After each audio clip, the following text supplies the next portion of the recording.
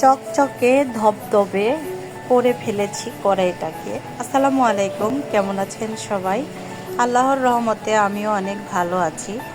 এই যে পুরাতন কালো কড়াই, এটাকে কিভাবে আমি পরিষ্কার করব সেটাই তোমাদের সাথে শেয়ার করব। আর শুরুতেই তোমাদেরকে বলে রাখি, যদি এই ভিডিওটি দেখে তোমাদের একটু ভালো লেগে থাকে বা উপকার হয় তাহলে অবশ্যই শেয়ার করে দিবা। প্রথমে এই কড়াইটাকে চুলায় একটু হিট দেওয়ার পরে চাকুর সাহায্যে এভাবে ঘষা দিলে অটোমেটিকলি পুর জাতীয় ময়লাগুলা মোটা মোটা সেগুলো উঠে যাবে।